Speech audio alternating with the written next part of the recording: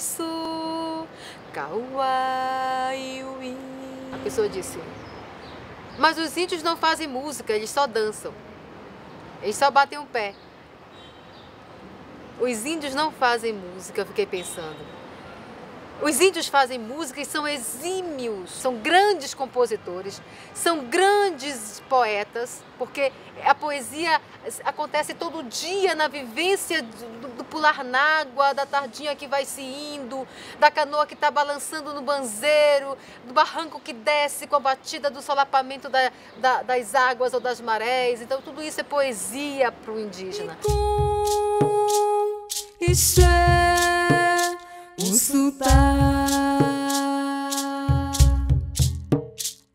Sani supitashi raritama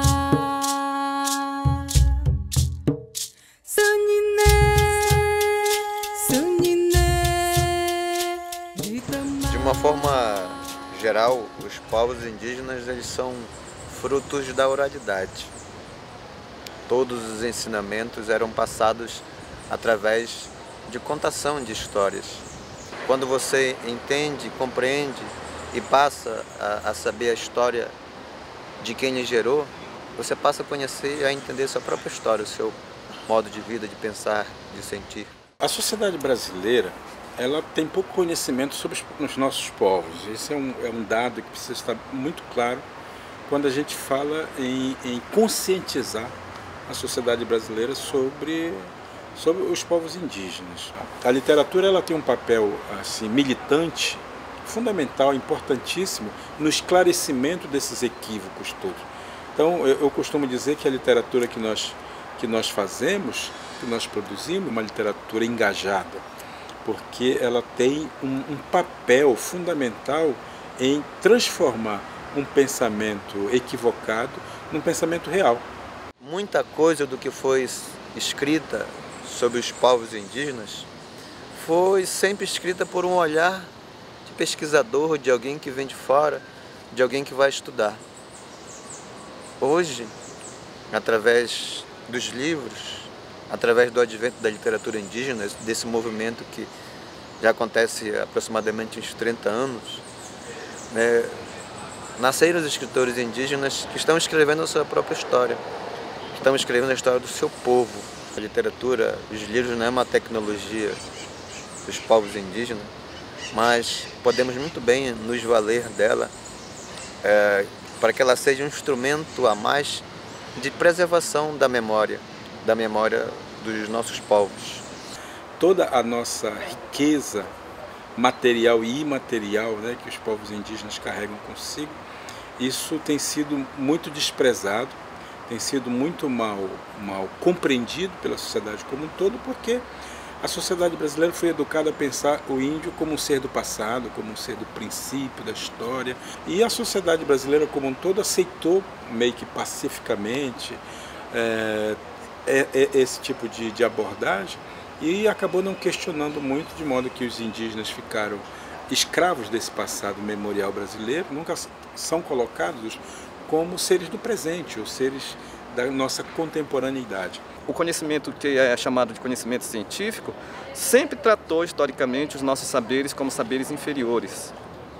E nesse sentido, a escola e as instituições escolares têm promovido uma coisa que o Boaventura Santos chama de epistemicídio, Na verdade é isso, os conhecimentos indígenas estão sendo totalmente exterminados por conta de um outro conhecimento que vem de fora. Os livros de história são extremamente perniciosos para as tradições indígenas, particularmente, porque eles ensinam, quem cria ensina, obviamente, que tudo começou aqui em 1500. E os milhares de anos anteriores a 1500 são totalmente silenciados, apagados, ignorados, e a história não lida com isso. Os portugueses e os europeus admitem que tinham pessoas aqui que eles, inclusive, tiveram muita dificuldade, eles, europeus, dificuldade de nos reconhecer enquanto humanos. E quando nos reconheceram como humanos, eles identificaram todos nós com um único rótulo, são índios. Então, esse nome, esse apelido índio, que os livros didáticos reproduzem, definitivamente não representam a nossa diversidade.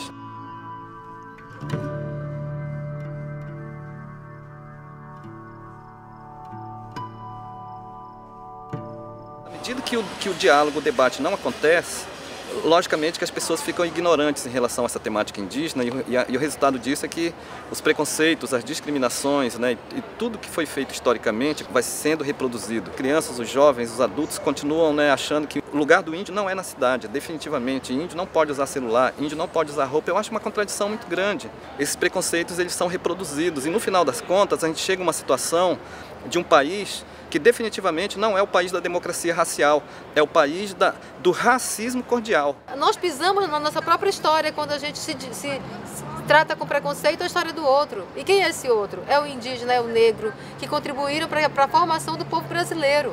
Os primeiros a pisar um solo, e os primeiros a fazer música, e os primeiros a tocar instrumentos que a própria natureza não dava. O que dizer das flautas indígenas, construídas de bambu, de madeira?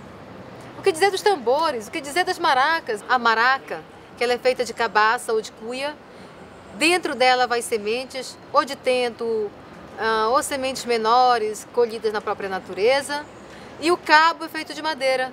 Então, essa referência da cuia, da madeira e das sementes, elas representam, elas têm uma força tamanha que as pessoas não conseguem entender a força de uma maraca. Quando ela é balançada, ela abre um canal que liga o mundo espiritual ao mundo físico.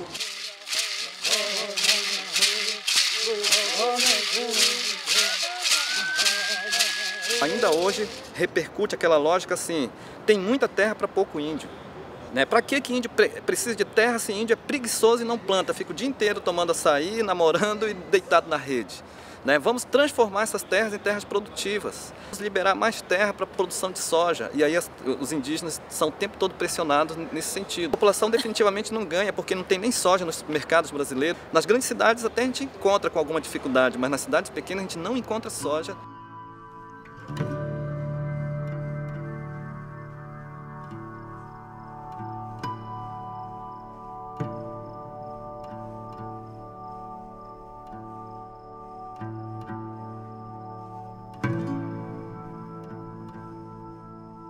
Tudo muito contraditório. Agronegócio é um nome muito bonito e é um nome ideológico para identificar uma prática histórica, que é uma prática do latifúndio, da exploração e da monocultura no país. Então só muda o nome, né? Agora não é mais capitania hereditária, não é mais sesmaria, não é mais latifúndio, agora é agronegócio o nome da coisa. E aí a gente vê que da escravidão indígena e africana, as colheitadeiras movidas por satélite, no final das contas permanece a opressão, a violência contra os nossos povos, a expropriação e o extermínio, né? Uma política genocida que definitivamente não recua.